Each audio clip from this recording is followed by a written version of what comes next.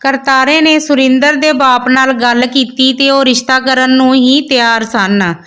ਸਲਾਹ ਕਰਕੇ ਕੁੜੀ ਮੁੰਡੇ ਨੂੰ ਸ਼ਗਨ ਪਾਉਣ ਦਾ ਦਿਨ ਰੱਖ ਲਿਆ ਗਿਆ ਤੇ ਜੈਲੇ ਨੇ ਗਿੰਦੋ ਤੇ ਗੁਰਜੀਤ ਨੂੰ ਵੀ ਸੁਨੇਹਾ ਭੇਜਿਆ ਨਿੰਮੋ ਦੇ ਸ਼ਗਨ ਤੇ ਆਉਣ ਲਈ। ਅਮਰੀਕ ਨੇ ਟਿਕਟ ਕਰਵਾ ਲਈ ਸੀ ਵਾਪਸ ਜਾਣ ਲਈ। ਜਦੋਂ ਕਰਤਾਰਾ ਨਿੰਮੋ ਦੇ ਸ਼ਗਨ ਦਾ ਸੁਨੇਹਾ ਲੈ ਕੇ ਆਇਆ ਸੀ ਉਦੋਂ ਅਮਰੀਕ ਵੀ ਉੱਥੇ ਹੀ ਸੀ। ਉਹ ਗੁਰਜੀਤ ਨੂੰ ਪੁੱਛਦਾ ਕਿ ਇਹ ਰਿਸ਼ਤਾ ਨਿੰਮੋ ਦੀ ਮਰਜ਼ੀ ਨਾਲ ਹੋਇਆ ਹੋਵੇਗਾ ਜਾਂ ਨਹੀਂ। ਗੁਰਜੀਤ, ਜੇਕਰ ਨਿੰਮੋ ਦੀ ਮਰਜ਼ੀ ਪੁੱਛਣ ਲੱਗੇ ਤੇ ਫਿਰ ਤੇ ਉਹ ਘਰੇ ਹੀ ਬੈਠੀ ਰਹੂਗੀ, ਉਹਦੀਆਂ ਤੇ ਖਵਾਇਸ਼ਾਂ ਹੀ ਬਹੁਤ ਉੱਚੀਆਂ। ਅਮਰੀਕ, ਨਿੰਮੋ ਨੂੰ ਤੇ ਬਾਹਰਲੇ ਦੇਸ਼ ਜਾਣ ਦਾ ਬਹੁਤ ਹੀ ਸ਼ੌਕ ਸੀ। ਉਧਰੋਂ ਗਿੰਦੋ ਆਈ ਆਖਦੀ ਉਹਨੇ ਆਪਣੀ ਬੇਵਕੂਫੀ ਨਾਲ ਹੀ ਆਪਣਾ ਰੌਲਾ ਪਵਾ ਲਿਆ, ਹੁਣ ਤੇ ਇੱਧਰ ਦਾ ਰਿਸ਼ਤਾ ਵੀ ਮਿਲਣਾ ਮੁਸ਼ਕਲ ਸੀ। ਅਮਰੀਕ, ਗਲਤੀ ਮੇਰੀ ਵੀ ਹੈ ਜੋ ਮੈਂ ਨਿੰਮੋ ਦੇ ਕਹੇ ਤੁਰ ਪਿਆ। ਜੇਕਰ ਮੈਂ ਨਾ ਜਾਂਦਾ ਤੇ ਇਹੋ ਗੱਲ ਹੋਣੀ ਹੀ ਨਹੀਂ ਸੀ। ਅਮਰੀਕ ਹੱਥ ਜੋੜ ਆਖਦਾ, ਮੈਨੂੰ ਮਾਫ ਕਰਨਾ ਭਾਬੀ ਜੀ, ਮੈਂ ਵੀ ਮਜਬੂਰ ਹਾਂ। ਮੈਂ ਪ੍ਰਦੀਪ ਨਾਮ ਦੀ ਇੱਕ ਕੁੜੀ ਨਾਲ ਪਿਆਰ ਕਰਦਾ। ਉਹ ਇੰਗਲੈਂਡ ਵਿੱਚ ਹੀ ਮੇਰੇ ਸਕੂਲ ਵਿੱਚ ਮੇਰੇ ਨਾਲ ਪੜ੍ਹਦੀ ਸੀ। ਜਦੋਂ ਮੈਂ ਇੱਧਰੋਂ ਉੱਧਰ ਗਿਆ ਸੀ ਉਦੋਂ ਕੋ ਹੀ ਉਹ ਆਈ ਸੀ ਇੰਗਲੈਂਡ। ਅਸੀਂ ਦੋਨੋਂ ਕਲਾਸ ਵਿੱਚ ਨਵੇਂ ਆਏ ਸੀ। ਹੋਰ ਜ਼ਿਆਦਾ ਬੱਚੇ ਗੋਰਿਆਂ ਦੇ ਹੀ ਸਨ। ਸਾਡੀ ਉਦੋਂ ਦੀ ਪੱਕੀ ਦੋਸਤੀ ਹੋ ਗਈ ਤੇ ਹੌਲੀ ਹੌਲੀ ਦੋਸਤੀ ਪਿਆਰ ਵਿੱਚ ਬਦਲ ਗਈ। ਮੈਂ ਆਪਣੇ ਡੈਡੀ ਨਾਲ ਗੱਲ ਕੀਤੀ ਸੀ ਉਹਦੇ ਨਾਲ ਵਿਆਹ ਕਰਨ ਬਾਰੇ, ਪਰ ਉਹਨਾਂ ਦੀ ਪ੍ਰਦੀਪ ਦੇ ਡੈਡੀ ਨਾਲ ਨਹੀਂ ਬਣਦੀ। ਦੋਨੋਂ ਪਹਿਲਾਂ ਇੱਕ ਕੰਪਨੀ ਵਿੱਚ ਕੰਮ ਕਰਦੇ ਸੀ। ਉਹਨਾਂ ਦੀ ਕਿਸੇ ਗੱਲੋਂ ਆਪਸ ਵਿੱਚ ਲੜਾਈ ਹੋ ਗਈ। ਪ੍ਰਦੀਪ ਨੇ ਵੀ ਆਪਣੇ ਡੈਡੀ ਨੂੰ ਮੇਰੇ ਬਾਰੇ ਦੱਸਿਆ ਤੇ ਮਨਾਉਣ ਦੀ ਕੋਸ਼ਿਸ਼ ਕੀਤੀ, ਪਰ ਉਹ ਵੀ ਨਹੀਂ ਮੰਨਦੇ। ਅਸੀਂ ਦੋਨਾਂ ਨੇ ਹੋਰ ਕਿਤੇ ਵਿਆਹ ਵੀ ਨਹੀਂ ਕਰਨਾ। ਜਦੋਂ ਕਦੇ ਸਾਡੇ ਬਾਪ ਰਾਜੀ ਹੋਏ ਤੇ ਵਿਆਹ ਕਰਨਾ, ਨਹੀਂ ਤੇ ਇਦਾਂ ਹੀ ਠੀਕ ਹੈ। ਗੁਰਜੀਤ, ਲੈ ਮੈਂ ਬੇਬੇ ਨੂੰ ਆਖਦਾ ਕਿ ਆਪਣੇ ਭਰਾ ਨੂੰ ਕਹੇ ਵੱਡੀ ਭੈਣ ਆ ਤੇਰੇ ਬਾਪ ਦੀ। ਅਮਰੀਕ, ਮੈਂ ਵੀ ਇਹੋ ਹੀ ਸੋਚਦਾ ਸੀ, ਪਰ ਵਿੱਚ ਇਹੋ ਹੋਰ ਹੀ ਗੱਲ ਹੋ ਗਈ। ਹੁਣ ਮੈਂ ਵਾਪਸ ਜਾਣਾ ਹੀ ਠੀਕ ਸਮਝਦਾ। ਮੇਰੇ ਮੰਮੀ ਡੈਡੀ ਨੇ 2 ਮਹੀਨਿਆਂ ਤੱਕ ਪੰਜਾਬ ਆਉਣਾ। ਉਦੋਂ ਹੋ ਸਕੇ ਤੇ ਭੂਆ ਜੀ ਡੈਡੀ ਨਾਲ ਗੱਲ ਕਰਨ। ਡੈਡੀ ਭੂਆ ਫੁੱਫੜ ਦਾ ਕਿਹਾ ਨਹੀਂ ਮੋੜਦੇ। ਗੁਰਜੀਤ ਤੇ ਗਿੰਦੋ ਆਖਦੇ ਅਸੀਂ ਆਪਣੇ ਵੱਲੋਂ ਪੂਰੀ ਕੋਸ਼ਿਸ਼ ਕਰਾਂਗੇ ਕਿ ਤੇਰਾ ਵਿਆਹ ਪ੍ਰਦੀਪ ਨਾਲ ਹੋ ਜਾਵੇ। ਚੱਲ ਹੁਣ ਅਸੀਂ ਨਿੰਮੋ ਦੇ ਸ਼ਗਨ ਤੇ ਜਾਣ ਦੀ ਤਿਆਰੀ ਕਰਨੀ ਆ। ਗਿੰਦੋ ਆਪਣੇ ਕਮਰੇ ਵਿੱਚ ਚਲੇ ਗਈ ਤੇ ਗੁਰਜੀਤ ਅਮਰੀਕ ਨੂੰ ਕੂਣੀ ਮਾਰ ਕੇ ਆਖਦਾ, ਚੱਲ ਤਿਆਰ ਆ ਜੀ ਜਾਂ ਨਿੰਮੋ ਦੇ ਸ਼ਗਨ ਤੇ ਚੱਲਦੇ ਆ। ਅਮਰੀਕ ਹੱਥ ਜੋੜ ਕੇ ਆਖਦਾ ਕਿ ਨਾ ਬਾਬਾ, ਮੈਂ ਨਹੀਂ ਜਾਂਦਾ। ਹੁਣ ਹੋਰ ਨਾ ਕੋਈ ਪੰਗਾ ਪੈ ਜਾਵੇ। ਅਗਲੇ ਦਿਨ ਨਿੰਮੋ ਨੂੰ ਨਵਾਂ ਸੂਟ ਪਵਾ ਕੇ ਤਿਆਰ ਕਰ ਦਿੱਤਾ। ਨਿੰਮੋ ਨੇ ਅੱਜ ਕੋਈ ਫੈਸ਼ਨ ਨਹੀਂ ਸੀ ਕੀਤਾ। ਸਭ ਆਖਦੀਆਂ ਕਿ ਨਿੰਮੋ ਇੱਦਾਂ ਸਾਦੇ ਕੱਪੜਿਆਂ ਵਿੱਚ ਜੱਚਦੀ ਆ। ਸ਼ਗਨ ਪਾਉਣ ਦਾ ਪ੍ਰੋਗਰਾਮ ਨਿੰਮੋ ਦੇ ਨਾਨਕੇ ਘਰ ਹੀ ਰੱਖਿਆ ਸੀ। ਕਰਤਾਰੇ ਨੇ ਕਿਹਾ ਸੀ ਕਿ ਉਰੇ ਪਰੇ ਹੀ ਪ੍ਰੋਗਰਾਮ ਰੱਖ ਲਓ, ਇੱਥੇ ਤੁਹਾਡੇ ਪਿੰਡ ਤੇ ਬੁੜੀਆਂ ਨੂੰ ਬਹੁਤ ਆਦਤ ਆ ਇੱਧਰ ਉੱਧਰ ਗੱਲਾਂ ਕਰਨ ਦੀ। ਐਵੇਂ ਕੋਈ ਮੁੰਡੇ ਵਾਲਿਆਂ ਦੇ ਕੰਨੀ ਗੱਲ ਪਊਗੀ। ਸੁਰਿੰਦਰ ਤੇ ਉਹਦਾ ਬਾਪ, ਭਰਾ ਭਾਬੀ ਤੇ ਭੈਣ ਆਏ ਸੀ। ਸੱਚਮੁੱਚ ਹੀ ਸੁਰਿੰਦਰ ਦਾ ਸੁਭਾਅ ਬਹੁਤ ਚੰਗਾ ਸੀ, ਬਹੁਤ ਮਿਲਣਸਾਰ ਸੀ, ਪਰ ਨਿੰਮੋ ਆਖਦੀ ਮੈਨੂੰ ਨਹੀਂ ਪਸੰਦ ਇਹੋ। ਨਿੰਮੋ ਨੂੰ ਜੈਲੇ ਨੇ ਪਹਿਲਾਂ ਹੀ ਆਖਿਆ ਸੀ ਜੇਕਰ ਕੋਈ ਤਮਾਸ਼ਾ ਕੀਤਾ ਤੇ ਦੇਖ ਲਈ, ਫਿਰ ਸਾਰੀ ਉਮਰ ਬੈਠੀ ਰਹੀ ਘਰ ਹੀ। ਨਿੰਮੋ ਚੁੱਪ ਕਰਕੇ ਬੈਠ ਤੇ ਗਈ, ਪਰ ਆਪਣੀ ਹੋਣ ਵਾਲੀ ਜਠਾਣੀ ਤੇ ਨਨਾਣ ਦੇ ਬੁਲਾਉਣ ਤੇ ਵੀ ਨਾ ਬੋਲੀ। ਉਹ ਦੋਨੋਂ ਕਰਤਾਰੇ ਨੂੰ ਪੁੱਛ ਰਹੀਆਂ ਸੀ ਕਿ ਕੁੜੀ ਠੀਕ ਠਾਕ ਤੇ ਹੈ, ਬੋਲਦੀ ਨਹੀਂ ਕਿਸੇ ਨਾਲ ਵੀ। ਕਰਤਾਰਾ ਆਖਦਾ ਕੁੜੀ ਸੰਗਦੀ ਆ, ਉੱਦਾਂ ਤੇ ਠੀਕ ਆ, ਤੁਸੀਂ ਬੇਫਿਕਰ ਰਹੋ। ਕਰਤਾਰਾ ਅੰਦਰੋਂ ਅੰਦਰ ਸੋਚ ਰਿਹਾ ਸੀ ਕਿ ਕੁੜੀ ਚੁੱਪ ਹੀ ਚੰਗੀ ਆ, ਜੇਕਰ ਇੱਕ ਵਾਰ ਬੋਲਣਾ ਸ਼ੁਰੂ ਕਰ ਦਿੱਤਾ ਤੇ ਫਿਰ ਦੇਖਦੀਆਂ ਰਹੋ। ਸੁਰਿੰਦਰ ਦੀ ਭੈਣ ਦੇ ਆਖਣ ਤੇ ਸੁਰਿੰਦਰ ਤੇ ਨਿੰਮੋ ਨੂੰ ਇਕੱਲੇ ਗੱਲਬਾਤ ਕਰਨ ਦਾ ਮੌਕਾ ਦਿੱਤਾ, ਪਰ ਨਿੰਮੋ ਚੁੱਪ ਕਰਕੇ ਦੂਜੇ ਪਾਸੇ ਮੂੰਹ ਫੇਰ ਬੈਠੀ ਰਹੀ। ਸੁਰਿੰਦਰ ਨੇ ਆਪਣੇ ਬਾਰੇ ਤੇ ਆਪਣੀ ਨੌਕਰੀ ਬਾਰੇ ਦੱਸਿਆ ਤੇ ਆਖਿਆ, ਮੈਂ ਸ਼ਹਿਰ ਹੀ ਰਹਿੰਦਾ ਹਾਂ, ਤੁਸੀਂ ਵੀ ਮੇਰੇ ਨਾਲ ਸ਼ਹਿਰ ਹੀ ਚੱਲਿਓ, ਤੁਹਾਡੀ ਰਹਿੰਦੀ ਪੜ੍ਹਾਈ ਵੀ ਪੂਰੀ ਕਰਵਾਉਣੀ ਆ। ਫਿਰ ਸੁਰਿੰਦਰ ਨੇ ਨਿੰਮੋ ਨੂੰ ਪੁੱਛਿਆ ਕਿ ਮੈਂ ਤੁਹਾਨੂੰ ਪਸੰਦ ਵੀ ਆ, ਪਰ ਨਿੰਮੋ ਕੁਝ ਨਾ ਬੋਲੀ। ਇੰਨੇ ਨੂੰ ਜੈਲੇ ਨੇ ਗਿੰਦੋ ਨੂੰ ਇਸ਼ਾਰਾ ਕੀਤਾ। ਉਹ ਆ ਗਈ ਤੇ ਨਿੰਮੋ ਨੂੰ ਦੂਸਰੇ ਕਮਰੇ ਵਿੱਚ ਲੈ ਗਈ। ਸੁਰਿੰਦਰ ਹੈਰਾਨ ਸੀ ਕਿ ਨਿੰਮੋ ਨੇ ਮੇਰੀ ਇੱਕ ਗੱਲ ਦਾ ਵੀ ਜਵਾਬ ਨਹੀਂ ਦਿੱਤਾ। ਲੱਗਦਾ ਮੈਂ ਪਸੰਦ ਨਹੀਂ ਉਸ ਨੂੰ। ਸੁਰਿੰਦਰ ਨੇ ਆਪਣੀ ਭੈਣ ਨੂੰ ਕਿਹਾ ਕਿ ਤੁਸੀਂ ਇੱਕ ਵਾਰ ਫਿਰ ਪੁੱਛ ਲਓ, ਏਦਾਂ ਜ਼ਬਰਦਸਤੀ ਵੀ ਠੀਕ ਨਹੀਂ।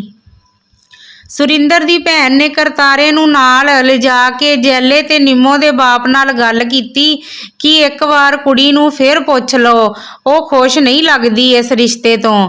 ਜੈਲਾ ਆਖਦਾ, ਏਦਾਂ ਦੀ ਕੋਈ ਗੱਲ ਨਹੀਂ, ਮੈਂ ਲਿਆਉਂਦਾ ਨਿੰਮੋ ਨੂੰ, ਤੁਸੀਂ ਪੁੱਛ ਲਓ। ਜੈਲਾ ਨਿੰਮੋ ਨੂੰ ਲਿਆਇਆ ਤੇ ਸੁਰਿੰਦਰ ਦੀ ਭੈਣ ਨੇ ਕਿਹਾ, ਇਹੋ ਜ਼ਿੰਦਗੀ ਭਰ ਦਾ ਰਿਸ਼ਤਾ ਹੁੰਦਾ, ਅਸੀਂ ਤੇਰੇ ਮੂੰਹੋਂ ਹਾਂ ਜਾਂ ਨਾ ਜਾਣਨਾ ਚਾਹੁੰਦੇ ਹਾਂ। ਨਿੰਮੋ ਨੇ ਹਾਂ ਵਿੱਚ ਸਿਰ ਹਿਲਾਇਆ ਤੇ ਜੈਲਾ ਆਖਦਾ, ਇੱਕ ਵਾਰ ਨਿੰਮੋ ਬੋਲ ਕੇ ਵੀ ਦੱਸ ਦੇ। ਨਿੰਮੋ ਆਖਦੀ, ਮੈਨੂੰ ਰਿਸ਼ਤਾ ਪਸੰਦ ਹੈ। ਦੋਨਾਂ ਨੂੰ ਸ਼ਗਨ ਪਾ ਦਿੱਤਾ ਗਿਆ। ਦੋਨੋਂ ਪਾਸੇ ਸਲਾਹ ਕਰ ਵਿਆਹ ਇੱਕ ਹਫ਼ਤੇ ਵਿੱਚ ਹੀ ਰੱਖ ਦਿੱਤਾ ਤੇ ਸੁਰਿੰਦਰ ਨੇ ਸਾਫ਼-ਸਾਫ਼ ਆਖ ਦਿੱਤਾ ਕਿ ਵਿਆਹ ਵਿੱਚ ਕੋਈ ਖਰਚ ਨਹੀਂ ਕਰਨਾ, ਸਗੋਂ ਸਾਦਾ ਜਿਹਾ ਵਿਆਹ ਹੀ ਕਰੋ। ਪਰ ਕਿਸ਼ਨ ਸਿੰਘ ਤੇ ਜੈਲਾ ਆਖਦੇ, ਅਸੀਂ ਹੁਣ ਥੋੜ੍ਹਾ ਬਹੁਤ ਤੇ ਕਰਨਾ ਹੀ ਆ, ਜਿੰਨੇ ਜੋਗੇ ਹੈਗੇ ਆ। ਕਿਸ਼ਨ ਸਿੰਘ ਨੇ ਜਿੱਦਾਂ ਦਾ ਵਿਆਹ ਗਿੰਦੋ ਵਾਰੀ ਕੀਤਾ ਸੀ, ਉਸ ਤਰ੍ਹਾਂ ਦਾ ਨਿੰਮੋ ਦਾ ਕਰਨਾ ਚਾਹੁੰਦਾ ਸੀ ਕਿ ਨਿੰਮੋ ਦੇ ਦਿਲ ਵਿੱਚ ਨਾ ਆਏ ਕੋਈ ਗੱਲ ਵੀ। ਨਿੰਮੋ ਦੀ ਬੇਬੇ ਚੰਨੋ ਨੇ ਦੀਸ਼ੋ ਲਾਗਣ ਨੂੰ ਸੁਨੇਹਾ ਭੇਜਿਆ ਕਿ ਆ ਕੇ ਗੱਲ ਸੁਣ ਕੇ ਜਾਵੇ। ਲਾਗਣ ਆਈ ਤੇ ਚੰਨੋ ਨੇ ਕਿਹਾ ਕਿ ਦੀਸ਼ੋ, ਹੁਣ ਵਿਆਹ ਦਾ ਕੰਮਕਾਰ ਕਰਨਾ ਸਾਰਾ ਤੂੰ ਹੀ। ਨਿੰਮੋ ਆਪਣੀ ਦੇ ਵਿਆਹ ਵਿੱਚ 7 ਦਿਨ ਹੀ ਆ, ਅੱਜ ਤੋਂ ਹੀ ਲੱਗ ਜਾ।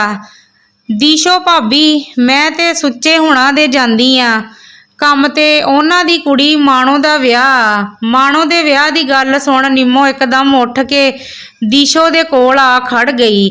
ਚੰਨੋ, ਅੱਛਾ, ਸਾਨੂੰ ਤੇ ਪਤਾ ਨਹੀਂ ਉਹਨਾਂ ਦੇ ਵਿਆਹ। ਦੀਸ਼ੋ, ਅਜੇ 2 ਦਿਨ ਹੀ ਹੋਏ ਆ ਰਿਸ਼ਤਾ ਹੋਇਆ, 15 ਦਿਨ ਨੂੰ ਵਿਆਹ। ਮੈਨੂੰ ਪਹਿਲਾਂ ਹੀ ਕੰਮ ਤੇ ਲਗਾ ਲਿਆ ਉਹਨਾਂ ਨੇ, ਕੱਪੜਾ ਲੀੜਾ ਵੀ ਖਰੀਦਣ ਜਾਣਾ ਹੁੰਦਾ। ਦੀਸ਼ੋ ਨਿੰਮੋ ਵੱਲ ਦੇਖ ਆਖਦੀ, ਮੁੰਡਾ ਵੀ ਬਾਹਰ ਲਾ ਭਾਈ, ਅਗਲੇ ਨੇ ਮੰਗ ਕੇ ਰਿਸ਼ਤਾ ਲਿਆ ਕੁੜੀ ਦਾ। ਇਹੋ ਗੱਲ ਸੁਣ ਨਿੰਮੋ ਦਾ ਬੁਰਾ ਹਾਲ ਹੋ ਗਿਆ। ਦੀਸ਼ੋ ਆਖਦੀ, ਇਹੋ ਸਰਪੰਚਾਂ ਦੇ ਮੁੰਡੇ ਦਾ ਦੋਸਤ ਆ ਮੁੰਡਾ, ਇੱਥੇ ਕਿਤੇ ਆਏ ਨੇ, ਮਾਣੋ ਨੂੰ ਗੋਹਾ ਸੁੱਟਣ ਗਈ ਨੂੰ ਦੇਖ ਲਿਆ ਤੇ ਪਸੰਦ ਕਰ ਲਿਆ। ਕਹਿੰਦਾ ਮੈਂ ਤੇ ਇਹੋ ਕੁੜੀ ਨਾਲ ਹੀ ਵਿਆਹ ਕਰਨਾ। ਸਰਪੰਚ ਨੇ ਰਿਸ਼ਤਾ ਕਰਵਾ ਦਿੱਤਾ। ਦੀਸ਼ੋ ਫਿਰ ਨਿੰਮੋ ਵੱਲ ਦੇਖ ਆਖਦੀ, ਕੰਮ ਕਰਨ ਵਾਲੀਆਂ ਦੀ ਕਦਰ ਹੁੰਦੀ ਆ, ਵਿਹਲੀਆਂ ਨੂੰ ਕੌਣ ਪੁੱਛਦਾ। ਬਈ ਮਾਣੋ ਉਹਨਾਂ ਦੀ ਮਿਹਨਤੀ ਵੀ ਬਹੁਤ ਆ। ਨਿੰਮੋ ਨੂੰ ਗੁੱਸਾ ਆ ਗਿਆ, ਆਖਦੀ, ਚਾਚੀ ਕੀ ਮਾਣੋ ਲਗਾਈ ਆ, ਜਿਹੜੀ ਗੱਲ ਲਈ ਤੈਨੂੰ ਸੱਦਿਆ ਉਹਦੇ ਬਾਰੇ ਦੱਸ।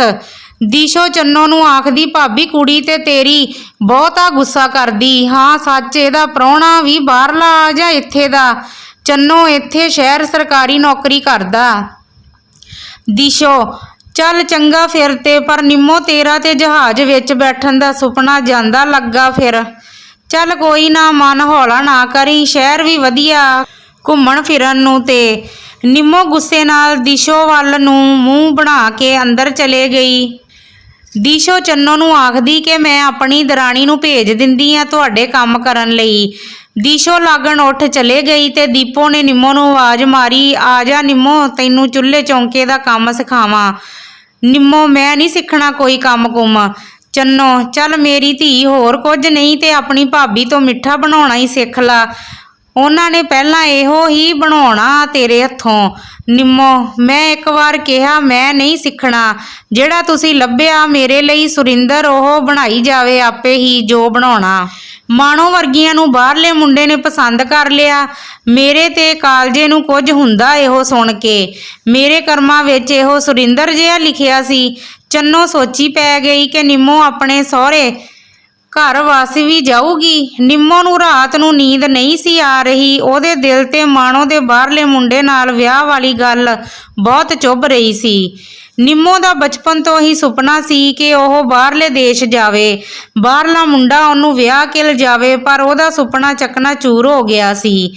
ਨਿੰਮੋ ਲੰਮੀ ਪਈ ਸੋਚ ਰਹੀ ਸੀ ਕਿ ਮੇਰੇ ਇਸ ਵਿਆਹ ਲਈ ਜੈਲਾ ਹੀ ਜ਼ਿੰਮੇਵਾਰ ਆ। ਉਹਨੇ ਹੀ ਰਿਸ਼ਤਾ ਕੀਤਾ ਸੁਰਿੰਦਰ ਨਾਲ। ਜੈਲੇ, ਦੇਖ ਮੈਂ ਤੇਰੇ ਕੋਲੋਂ ਕਿੱਦਾਂ ਬਦਲਾ ਲੈਂਦੀ। ਤੇਰੀ ਜ਼ਮੀਨ ਵਿੱਚੋਂ ਜਦੋਂ ਲਿਆ ਨਾ ਆਪਣਾ ਹਿੱਸਾ ਦੇਖਦਾ ਰਹੀਂ ਫਿਰ। ਨਿੰਮੋ ਤੇ ਬਾਹਰਲੇ ਦੇਸ਼ ਜਾ ਕੇ ਹੀ ਰਹੇਗੀ। ਮੈਂ ਇਹੋ ਸੁਰਿੰਦਰ ਨੂੰ ਕੀ ਮੰਨਦੀ ਆ। ਅਗਲੇ ਦਿਨ ਕੱਪੜੇ ਖਰੀਦਣ ਜਾਣਾ ਸੀ ਤੇ ਜੈਲੇ ਨੇ ਦੀਪੋ ਤੇ ਗਿੰਦੋ ਨੂੰ ਭੇਜ ਦਿੱਤਾ। ਨਿੰਮੋ ਦਾ ਘਰੋਂ ਬਾਹਰ ਜਾਣਾ ਬਿਲਕੁਲ ਬੰਦ ਕਰ ਦਿੱਤਾ ਸੀ ਜੈਲੇ ਨੇ। ਅਮਰੀਕ ਨੇ ਤਿਆਰੀ ਕਰ ਲਈ ਸੀ ਬਾਹਰ ਜਾਣ ਦੀ। ਅਗਲੇ ਦਿਨ ਦੁਪਹਿਰ ਨੂੰ ਦਿੱਲੀ ਨੂੰ ਜਾਣਾ ਸੀ। ਇੰਨੇ ਨੂੰ ਗੁਰਜੀਤ ਦਾ ਜੀਜਾ ਮਨਜੀਤ ਆ ਗਿਆ। ਮਨਜੀਤ ਨੇ ਦੁਪਹਿਰੇ ਹੀ ਪੀਤੀ ਹੋਈ ਸੀ। ਮਨਜੀਤ ਅਮਰੀਕ ਨੂੰ ਆਖਦਾ ਕਿ ਤੂੰ ਤੇ ਜੀਜੇ ਨੂੰ ਮਿਲੇ ਬਿਨਾਂ ਹੀ ਚੱਲਾ ਸੀ ਕਿ ਕਿਤੇ ਜੀਜਾ ਆਖ ਨਾ ਦੇਵੇ ਕਿ ਮੈਨੂੰ ਵੀ ਲੈ ਕੇ ਜਾ ਕਿਸੇ ਤਰ੍ਹਾਂ ਇੰਗਲੈਂਡ। ਅਮਰੀਕ, ਨਹੀਂ ਇੱਦਾਂ ਦੀ ਗੱਲ ਨਹੀਂ, ਤੁਸੀਂ ਜਦੋਂ ਕਹੋ ਮੈਂ ਪੇਪਰ ਭੇਜ ਦਿੰਦਾ। ਮਨਜੀਤ, ਓਏ ਫਿਰ ਦੇਖਦਾ ਕੀ ਆ, ਭੇਜ ਪੇਪਰ ਮੈਨੂੰ ਜਾ ਕੇ। ਅਮਰੀਕ, ਜੇਕਰ ਉੱਧਰ ਕੋਈ ਵਿਆਹ ਸ਼ਾਦੀ ਹੋਵੇ ਤੇ ਫਿਰ ਜਲਦੀ ਵੀਜ਼ਾ ਲੱਗ ਜਾਂਦਾ ਵਿਆਹ ਦੇਖਣ ਆਉਣ ਨੂੰ। ਮਨਜੀਤ, ਓਏ ਤੂੰ ਜਾ ਕੇ ਵਿਆਹ ਰੱਖ ਆਪਣਾ ਤੇ ਬੁਲਾ ਆਪਣੇ ਜੀਜੇ ਨੂੰ, ਉੱਥੇ ਰੌਣਕਾਂ ਲਗਾਵਾਂਗੇ ਪੂਰੀਆਂ। ਗੁਰਜੀਤ, ਜੀਜਾ ਜਿਹੜੀ ਕੁੜੀ ਨਾਲ ਇਹਨੇ ਵਿਆਹ ਕਰਨਾ ਪਹਿਲਾਂ ਉਹਦਾ ਬਾਪ ਤੇ ਮੰਨ ਜਾਵੇ। ਮਨਜੀਤ, ਤੂੰ ਛੱਡ ਪਰੇ ਉਹਦੇ ਬਾਪ ਨੂੰ, ਐਵੇਂ ਮਿੰਨਤਾਂ ਪਾਉਂਦੇ ਰਹਿਣਾ ਲੋਕਾਂ ਦੀਆਂ। ਕੋਈ ਹੋਰ ਕੁੜੀ ਦੇਖ ਤੇ ਵਿਆਹ ਕਰ। ਗੁਰਜੀਤ, ਪਰ ਇਹੋ ਪਿਆਰ ਕਰਦਾ ਉਹ ਕੁੜੀ ਨੂੰ।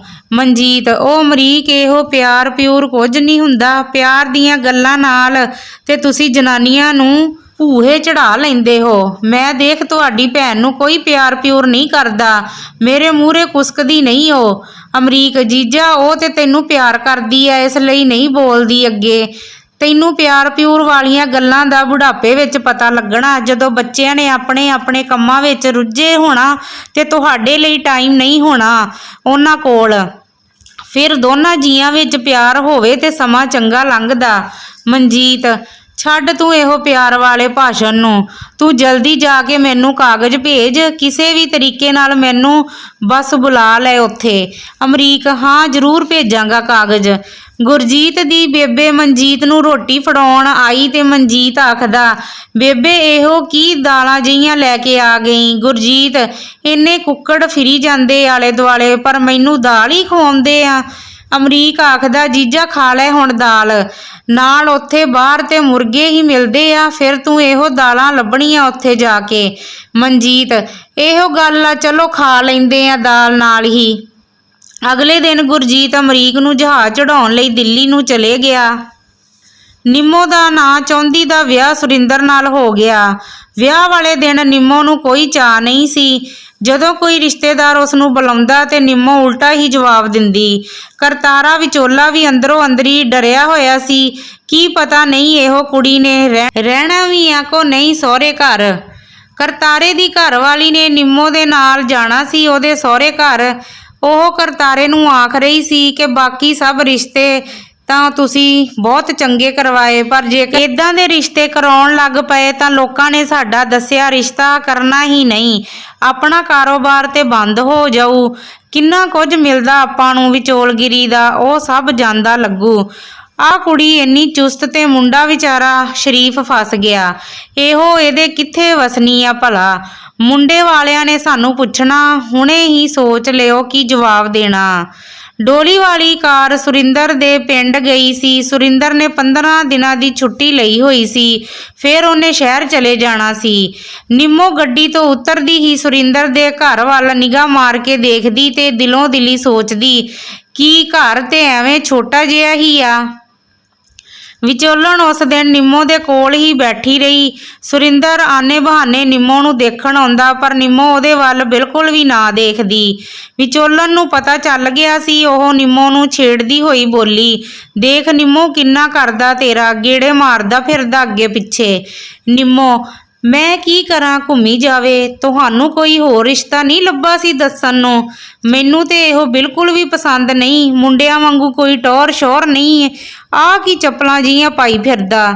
ਵਿਚੋਲਣ, ਪਰ ਕੀ ਖੋਟ ਆ ਮੁੰਡੇ ਵਿੱਚ, ਸੋਹਣਾ ਸੁਨੱਖਾ ਪੜ੍ਹਿਆ ਲਿਖਿਆ, ਨੌਕਰੀ ਕਰਦਾ, ਹੋਰ ਕੀ ਚਾਹੀਦਾ।